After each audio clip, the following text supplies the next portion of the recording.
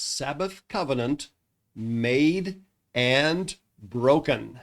Sabbath covenant made and broken. Hello, everyone. My name is Al Person. You can contact me at pastor@mascot.church, which is my email address, or in the comments below if you like. By interacting with this video in any way, YouTube may recommend it on to somebody else. Well, that's what we say all the time. I'm just not really sure if that's the way things work.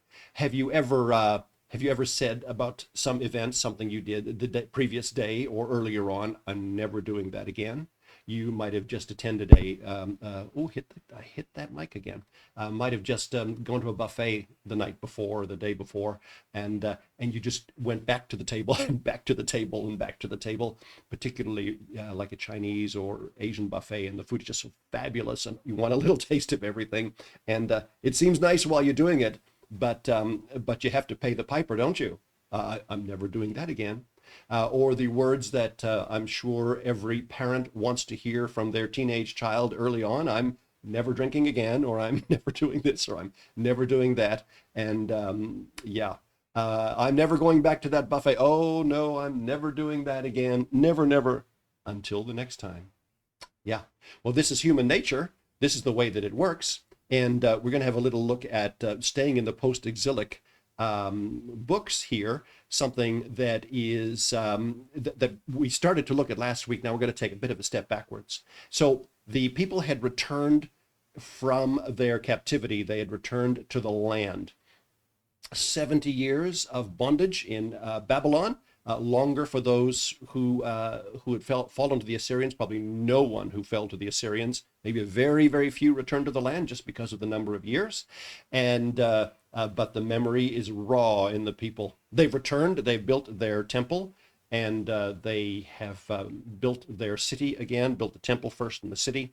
God raised up some very important people for this task. We've mentioned their names several times. Among them is Ezra and Nehemiah, Zerubbabel, Yeshua, then three prophets that we know of: Zechariah, Haggai, Malachi, and others. God has raised them up to do this very important job. This is the beginning of what we call the Second Temple era, and the Second Temple era falls in the year AD 70, and the book of Revelation is around and spins around the context of the fall of the Second Temple era. So these books that we see here, the post-exilic books, which are Ezra and Nehemiah, Zechariah, Haggai, Malachi, Esther, are books that are embedded into Hebrew culture, if you will, at the beginning of the Second Temple era. The New Testament books and the book of Revelation in the end of that Second Temple era. So this is a very important time in history. And the Lord himself, his earthly ministry, was at the end of the Second Temple era, just about 40 years before the end. So all of these things are really, really critical. Now, the picture that I've got here, I have to stop relying on Copilot, because one day they'll charge me for it or take it away. But I said, give me a picture of an old man looking disappointed in a city of about that time, while he is there and people are trading in the marketplace. And so what's all that about? Well, the great Nehemiah was responsible for the building of the walls and the establishing of the return to the temple. He reformed some things, made some things easier in the new city. It didn't change the laws, but just allowed things to function a lot more smoothly with the size of the city and the people outside of the city and so on. And he, along with Ezra, returns people to the law. Now, the people realized how important it was, and were taught how important it was to obey the law, because they'd failed to obey particularly the Sabbath laws, and were sent into captivity. Now, the Sabbath laws are extremely difficult to keep. They cannot be kept without animal sacrifices, without the Levitical system, and without the temple. So people who want to keep the Old Testament Sabbath today, it's impossible to do, because you need all of these ingredients. You need a specific sacrifice every Sabbath. Then you need a 7-year Sabbath. And then you need the Jubilee, which is the 7 times 7-year Sabbaths. And they must be celebrated. And if you don't celebrate those things, or Israel did not, they would go into captivity, or they'd be judged. And the people knew how important this was. And so they under Nehemiah, created a covenant, if you will. They made a covenant with God to keep these things. So let's go back to my Bible Gateway, which I'm going to put on the screen over here, and flick this up to full size, and come back over, and let's have a little look. So in Nehemiah chapter 10, and there probably are better online tools for this, But you have, let's go back here to, I think it's probably worth going back to 9 because we want to just have a look at what they did. The people of Israel confessed their sin, and it's a marvelous confession that you read here, a good historical picture, how Israel had sinned and they'd gone into captivity and so on and so forth. And so that's the 9th chapter. Again, you can read from 9. I read it again this morning, just very quickly, 9 to the end of Nehemiah. And so they make this very bold confession. Now, I'm leaving the headings in here. Normally, the headings are not put in there by God, but by man. But for this, they are useful. Sometimes they're not very useful. But for this discussion, they are. So this is Nehemiah 9, English Standard Version, or whatever you like. There would be no difference in any of these translations in this that I could find in any case. So now we flip to 10. And very briefly, we see that there are people who sealed the covenant. And you see some names. I should get our reader tomorrow to read this passage in church. Anyways, there are some difficult to pronounce names here. And then you have the obligations of the covenant. And the obligations of the covenant are very interesting. So allow me to read this and spend some time. The rest of the people, the priests, the Levites, the gatekeepers, the singers, the temple servants, and all who separated themselves from the peoples of the lands of the law of God, their wives, their sons, their daughters, all who have knowledge and understanding, join with their brothers, their nobles, and enter into a curse and an oath to walk in God's law that was given by Moses, the servant of God, and to observe and do all the commandments of the Lord our God and his rules and his statutes. We will not give our daughters to the peoples of the land or take their daughters for our sons. And if the peoples of the land bring in goods or any grain on the Sabbath day to sell, we will not buy from them on the Sabbath or on a holy day. We will forego the crops of the 7th year and the extraction of every debt. We take on ourselves the obligation to give yearly a third part of a shekel for the service of the house of God, for the showbread, the regular grain offerings, the burnt offerings, the Sabbath, the new moons, and so on. He goes on here. It's a lot of detail, and that's fine. But what is important here is this phrase, we will not neglect the house of God. And what is also important for our little look at human nature this morning is verse 29. We join with their brothers, their nobles, and enter into a curse and an oath to walk in God's law that was given by Moses. So you see here that they said, we will keep this. We're entering into an oath, and there's a curse associated with it.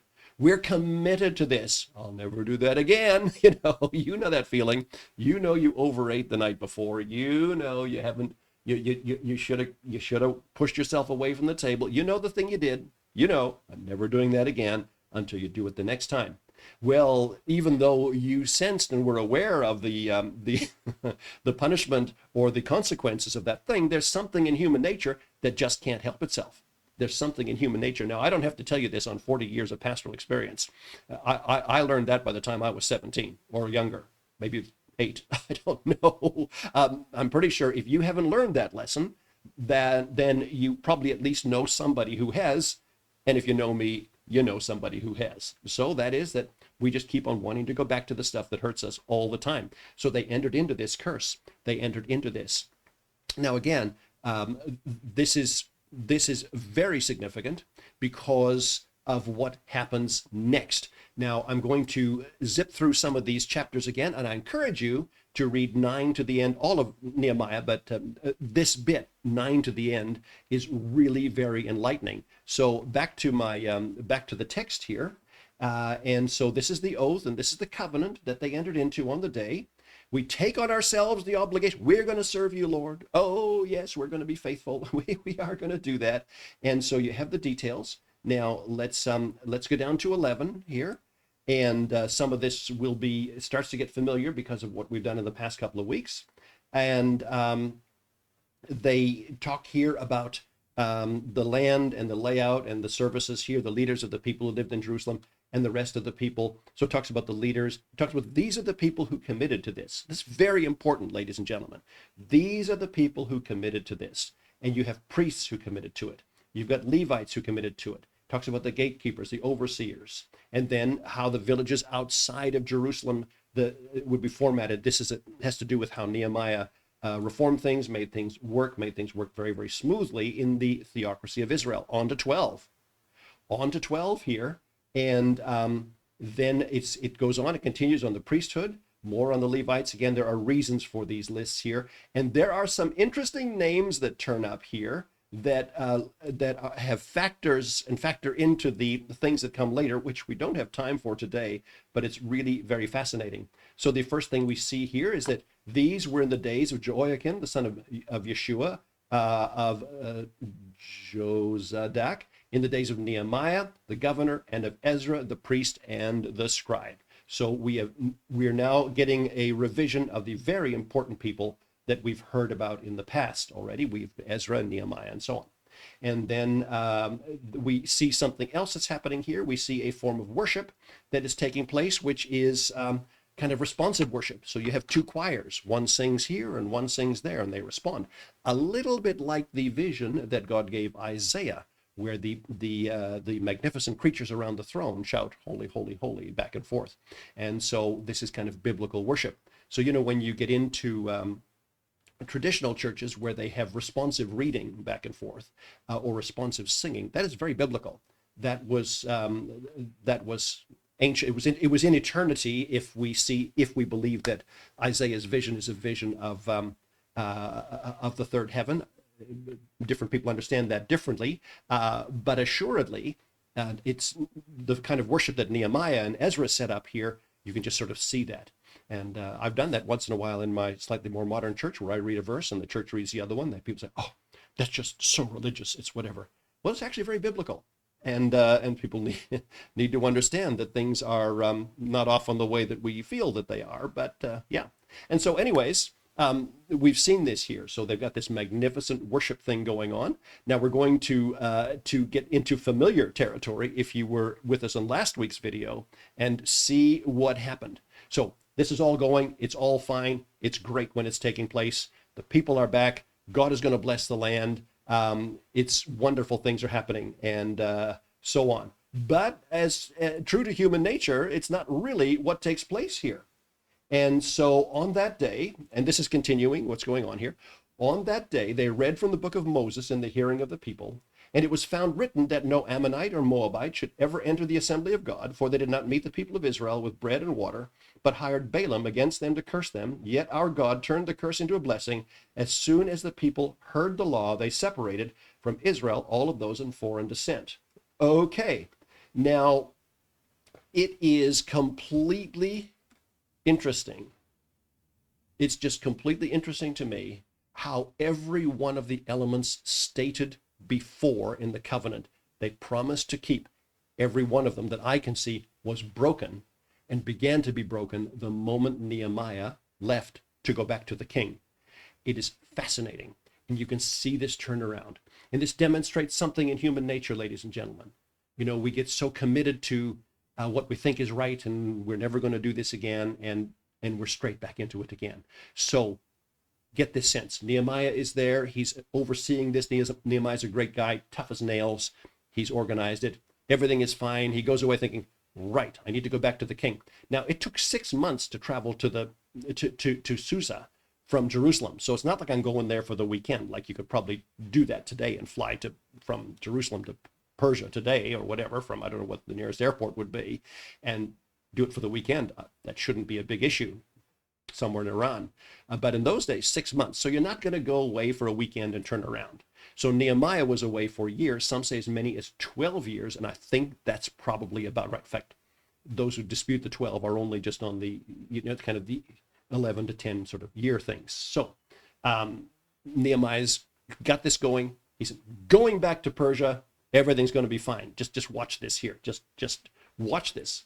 Now, before this, Eliashib, the priest, Eliash, I don't know, who was appointed over the chambers of the house of God, who was related to Tobiah, who prepared for Tobiah a large chamber where they had previously put the grain offering, the frankincense, the vessels, and the tithes of grain, wine, and oil, which were given by commandment to the Levites, singers, gatekeepers. And now the priest is immediately allowing Tobiah, interesting his ancestry, which we won't do today.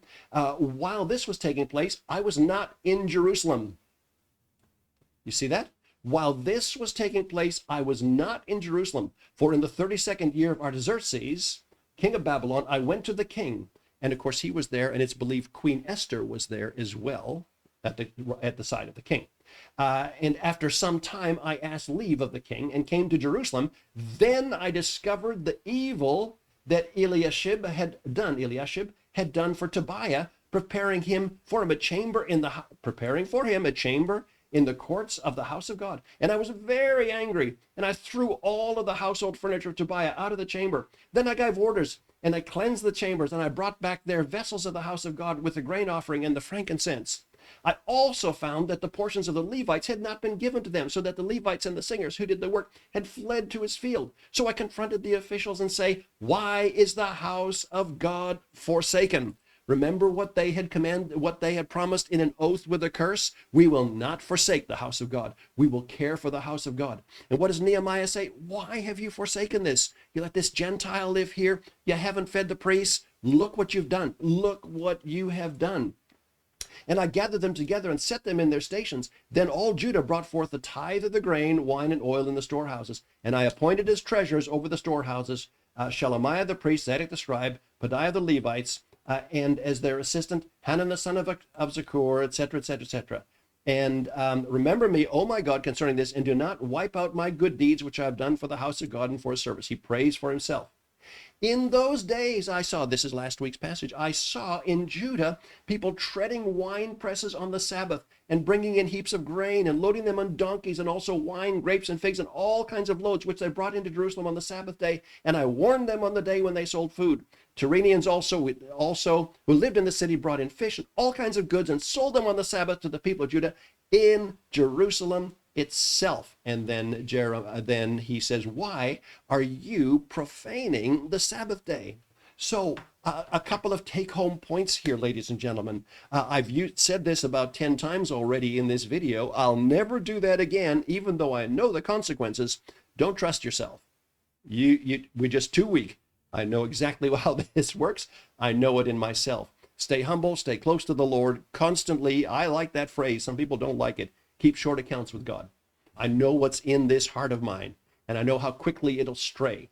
And I know that I'm not alone. That's just the way that it happens. Keep yourself constantly. That's one of the things the communion service does. It's a reminder for us to examine ourselves, to be careful that we don't stray, to be careful that we're walking where we should be walking. And this, of course, is national sin that Nehemiah is talking about. So it's quite a wonderful personal picture. Now, further to this, immediately once the people had an opportunity to trade, we have got this picture here. This would be Nehemiah, a picture of that, lamenting on the Sabbath while the people are trading and while they're working. And remember last week I had the picture of the fact that Nehemiah closed the gate, right? I said, not letting you into the city on the Sabbath.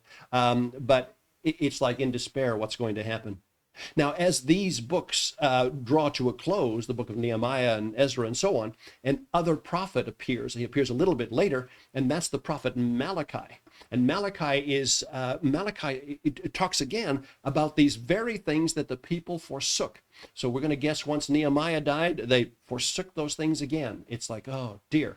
But for this would come a final and horrible judgment. And Malachi said that Elijah would come, and he would bring a notice and a mention of judgment. Well, who was Elijah? Was going to go to raise Elijah from the dead, etc.? No, the Lord Jesus himself spoke about John the Baptist and saying, if you could accept it, this is the Elijah to come. In other words, the Elijah prophesied by Malachi, the one who's going to bring judgment, came that 400 years later, and this resulted and brought out and brought it began the function of ending the Second Temple era, of ending the eschaton. So this is all really, really fascinating stuff. So what's the takeaway from this today, ladies and gentlemen? What is the takeaway? Don't trust yourself when you say, I'll never do that again.